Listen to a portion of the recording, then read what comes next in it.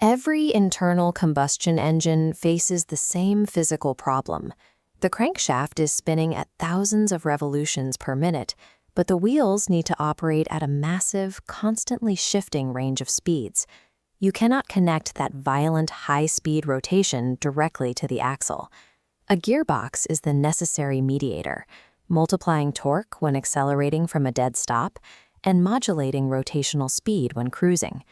These diagrams show the simplified drivetrain layouts of a motorcycle and a car. Both machines execute the exact same physical task, but beneath the chassis, they utilize entirely incompatible internal architectures. When the outer housings are removed, the complex gear clusters hidden within both systems expose completely divergent engineering logic. These differences are engineering responses dictated by spatial limitations and specific user operation requirements. To understand exactly how these systems resolve power delivery, we will deconstruct their actuation kinematics, analyze their internal engagement mechanics, and trace their torque isolation methods.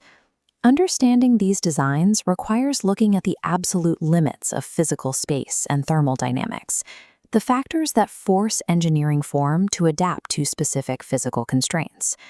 The first point of mechanical divergence occurs right at the control interface, how the operator physically actuates a gear change. This diagram shows a motorcycle sequential layout. It forces a physical restriction upon the rider, requiring gears to be incremented or decremented linearly. The shift drum limits the selection path, meaning a rider must cycle through second, third, and fourth to reach fifth. This linear constraint provides a massive engineering advantage. A rotating drum requires a very small spatial volume, which is a necessity to fit within a narrow motorcycle chassis. Because the path is locked on a single axis, the system allows for consistent, rapid foot actuation without the rider needing to visually aim for a specific gear gate. Automotive engineering rejects this linear restriction, opting instead for total spatial freedom. Cars utilize an H-pattern layout, requiring the driver to navigate a multi-gate selection process. The H-pattern linkage requires a selector shaft to move across horizontal and vertical axes. This allows the operator to pull the lever out of fifth gear, cross the neutral plane, and jump directly down into second. This design allows for nonlinear state changes during rapid deceleration, matching the exact gear ratio to the corner exit speed without engaging intermediate ratios. Implementing this H pattern on a motorcycle would be physically impossible. The rider's foot simply lacks the lateral space required to pull a lever left and right across multiple gates. Actuation architecture is a direct trade-off. Sequential systems prioritize an extremely compact footprint and rapid shift speed, while the H-pattern design prioritizes absolute operational freedom. Moving inward from the shift levers to the physical transmission assembly, the scale of the automotive system becomes apparent. Inside these housings, both platforms use a constant mesh design. All the gears are continuously spinning together, but they freewheel independently until they are physically locked to the output shaft. This close-up shows the motorcycle locking mechanism, the dog clutch. To lock a freewheeling gear into place, a heavy metal collar slides laterally down the spline shaft to meet it.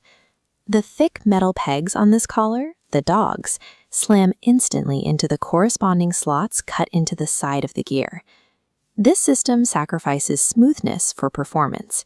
It prioritizes raw actuation speed and mechanical simplicity, yielding an instantaneous, crisp lock. Cars cannot tolerate the harsh shock loading of a dog clutch. The higher mass of the vehicle and the immense torque of an automotive engine would shatter these rigid locking pegs under daily driving conditions. This diagram illustrates the automotive solution. To mitigate noise, vibration, and harshness, cars rely on a Synchromesh transmission. The physics here rely on synchronization. Before the locking teeth ever meet, a brass friction cone engaging first acts like a miniature brake, matching the angular velocity of the freewheeling gear to the main shaft. The locking sleeve is designed to slide over the teeth only after those rotational speeds are perfectly matched. This sequence takes a fraction of a second longer than a dog engagement, but it prevents the mechanical collision that would cause catastrophic drivetrain damage in a car. Internal locking mechanisms represent a physics compromise. Engineers must choose between the lightning-fast, aggressive positive engagement of a dog box or the smooth, protective angular synchronization of a Synchromesh. The final required subsystem bridges the engine to the gearbox. The clutch acts as the mechanical gatekeeper and torque isolator for the entire driveline. Observe the severe spatial constraints of a motorcycle engine case. Engineers are forced to compress the transmission and the clutch into a singular, tightly bound volume. This cross-section details the engineering workaround for that lack of space.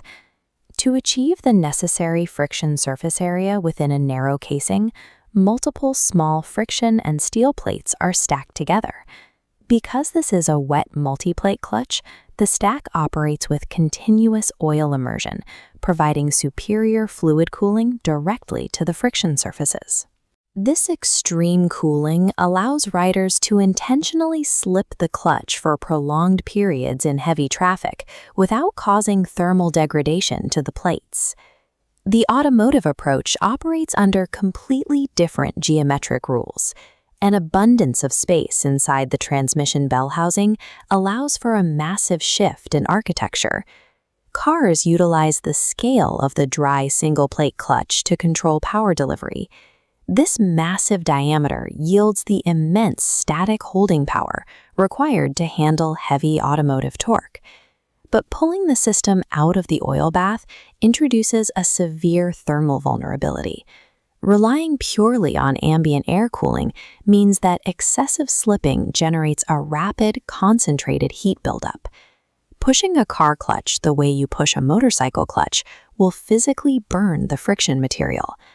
Clutch architecture proves that thermal management is dictated by chassis layout. Severe space constraints necessitate complex fluid cooling, while abundant room allows for a simpler, high-mass surface area. When these components are lined up on the factory floor, the sheer industrial scale of these divergent mechanical solutions becomes obvious. These systems are manufactured in the millions, each carefully optimized to conquer its own highly disparate operational environment. The motorcycle configuration is defined by a sequential layout, aggressive dog box engagement, and a wet multi-plate clutch. This precise trio of technologies is perfectly calibrated to maximize actuation speed while minimizing the spatial footprint of the engine case. Conversely, the automotive architecture relies on the freedom of an H-pattern layout, the precision of Synchromesh engagement, and the static holding power of a dry single-plate clutch. This distinct layout prioritizes nonlinear gear selection, exact angular velocity synchronization, and high torque capacity.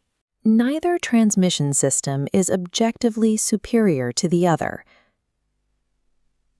Mechanical engineering is simply the practice of making the correct physical compromises.